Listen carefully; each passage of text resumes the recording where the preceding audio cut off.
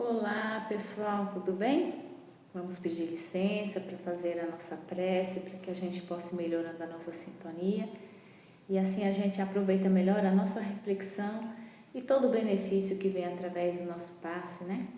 Então, que Deus, nosso Pai, misericordioso, de infinita bondade, tenha misericórdia das nossas fraquezas, para que no momento das nossas quedas, né, a gente possa se levantar com mais força, com determinação de praticar o Evangelho de Jesus. Que nosso irmão, nosso mestre, seja sempre a nossa inspiração do caminho a percorrer, colocando em prática os seus ensinamentos, para que a gente possa ser feliz. Que assim seja, graças a Deus. A nossa preleção de hoje os itens que estão aqui no capítulo 9 do Evangelho segundo o Espiritismo, que o Kardec deu o título Bem-aventurados os mansos e pacíficos, que são duas bem-aventuranças, que certa vez no Sermão da Montanha Jesus trouxe ali 8 diretrizes, né? Que são os caminhos que a gente precisa percorrer para que a gente possa conquistar, né, a condição de um espírito feliz, porque ventura é uma condição de felicidade do espírito, isso através da prática dos ensinamentos de Jesus, colocando, né, praticando a lei de amor e caridade, a gente possa ser feliz.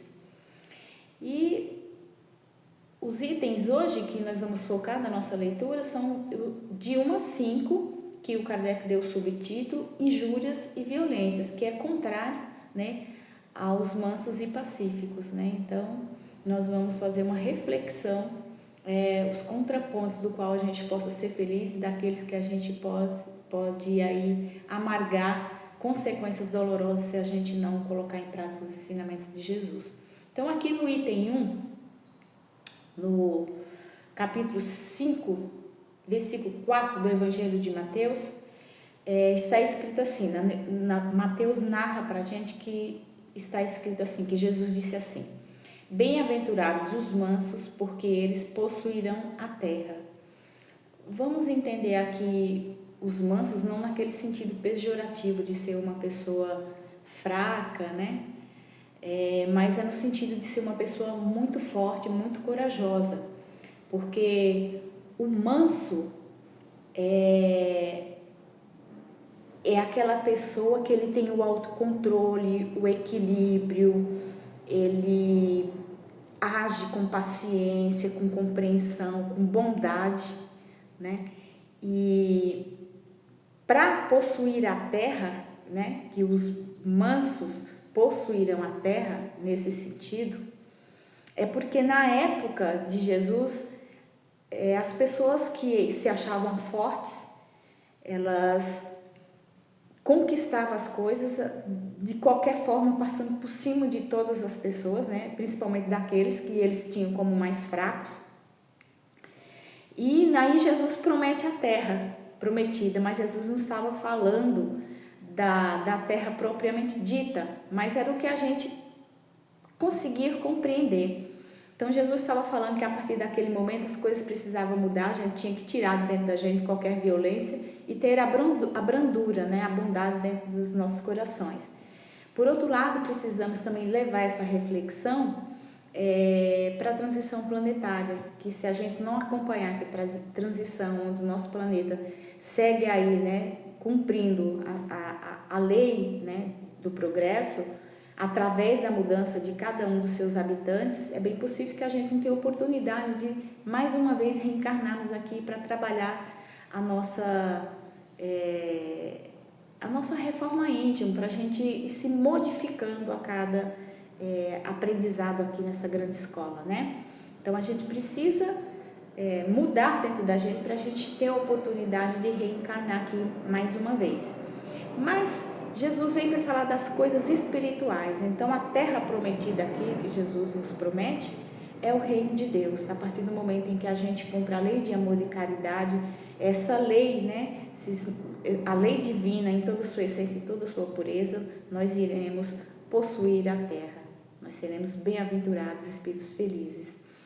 E no item 2, que também é uma outra bem-aventurança, bem-aventurados os pacíficos ou pacificadores, dependendo da tradução, porque serão chamados filhos de Deus, é que Deus, para reconhecer nós como seus filhos, nós precisamos tirar qualquer mal, qualquer violência de dentro da gente. Deus não quer que nós, seus filhos, estejamos sempre em conflitos um com o outro. Não, né? Deus quer que a gente sejamos pacíficos, e onde tiver qualquer violência, que a gente tente apaziguar, pacificar aquilo ali. E lá na época de Jesus, principalmente ali no contexto em que ele estava inserido, né? Os pais eram que determinavam todo o caminho dos filhos, e os filhos obedeciam, com muita obediência, acatavam aquilo e seguiam, né? Se a gente lembrar, a forma em que a gente olha para os nossos pais, hoje principalmente os mais novos, para os seus pais, e o que nossos pais, nossos avós olhavam para os pais deles eram diferentes, eles eram mais obedientes, embora as coisas hoje estejam muito frouxas, mas todo filho deve respeito e obediência a seu pai. E nesse caso aqui, Deus condena, né, qualquer tipo de violência, né? Ele quer a pacificação, ele quer a união. Então aqui, pacífico não é aquele que tem uma postura omissa, de passividade, assim, de ai, tudo bem, aconteceu. Não é isso.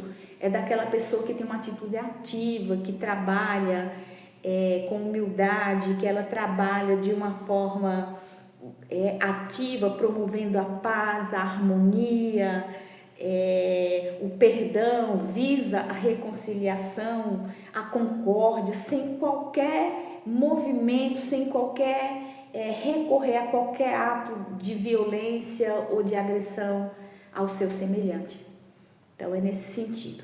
E no item 3, também no Evangelho de Mateus, no capítulo 5, versículo 21 a 22, Mateus narra assim pra gente: ouvistes o que foi dito aos antigos, não matarás, e quem matar será réu no juízo.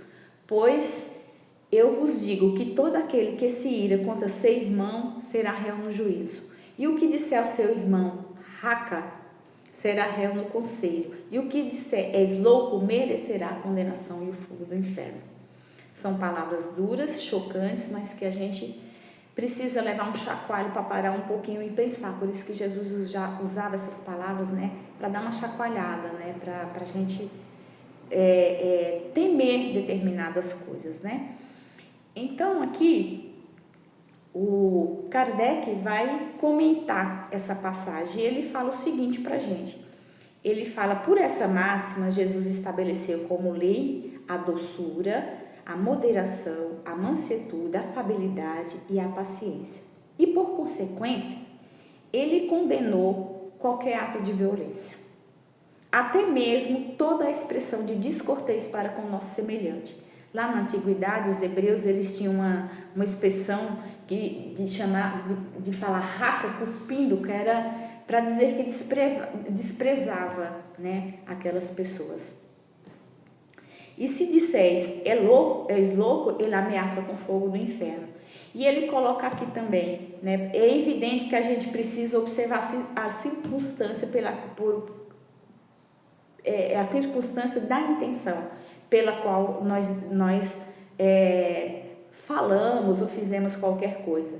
Se saiu sem pensar, tem abranda um pouco a nossa falta perante a lei de Deus.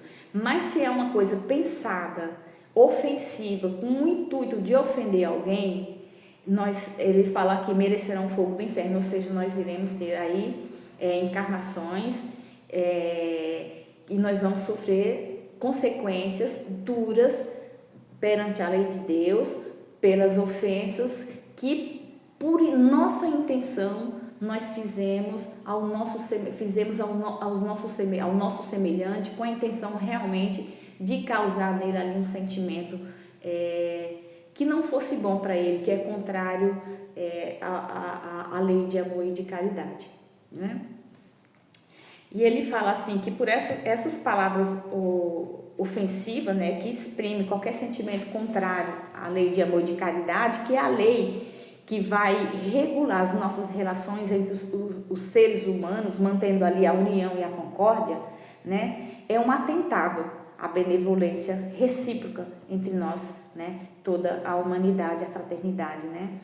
E ele fala assim, que o ódio e a animosidade, por fim, são contrários a essa lei, que a gente precisa trabalhar dentro da gente esse tipo de sentimento, que hoje está tão explícito aí em tantas as coisas, então que a gente possa olhar para dentro da gente, qual o sentimento que é provocado na gente com pessoas, com situações que a gente discorda, para a gente lembrar desses ensinamentos e tentar colocar em prática essa lei, né? Tirando ali do nosso caminho, de dentro da gente, qualquer sentimento de orgulho e de egoísmo, da gente só queira ter vantagem, esteja por cima dos outros.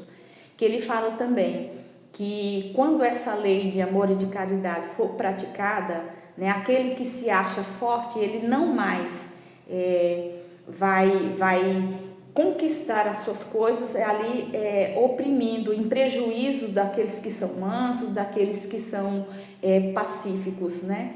Mas que irá ter um por os outros um sentimento recíproco de amor e de caridade, que é o que vai fazer, né, pelo qual sejamos conhecidos como filhos de Deus, através dessa nova postura nossa, de trabalhar dentro da gente todos os sentimentos de inferioridade que nós temos, qualquer mal no nosso coração, e fazer ao outro aquela máxima que Jesus nos orienta, para a gente fazer ao outro aquilo que a gente deseja que faça para a gente. Não é deixar de fazer o bem, mas a gente não é deixar de fazer o mal, desculpa.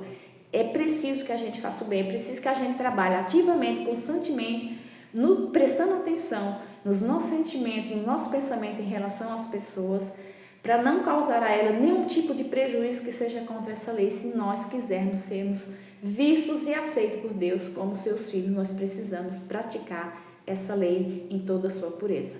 Essa é a nossa reflexão de hoje. Vamos fazer as nossas vibrações.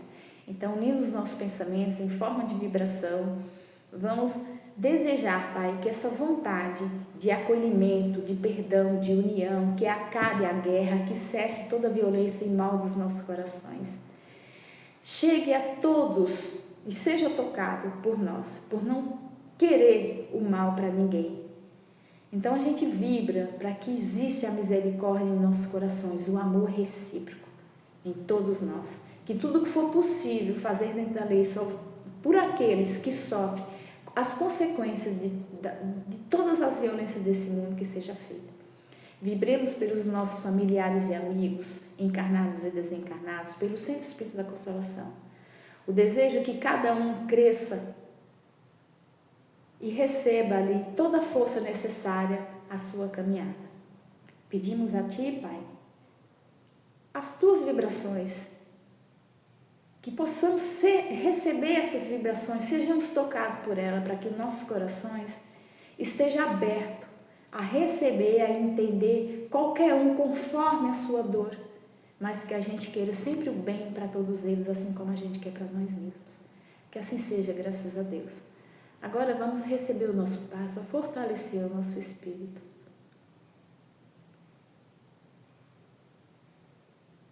Graças a Deus, vamos pensar também naquela pessoa, onde quer que ela esteja, que esse benefício chegue até ela.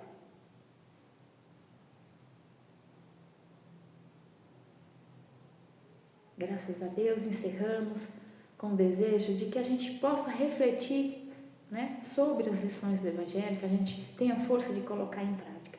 E a gente se despede com alegria e com gratidão e com desejo, se o Senhor permitir, a gente possa se encontrar mais uma vez. Que assim seja, graças a Deus.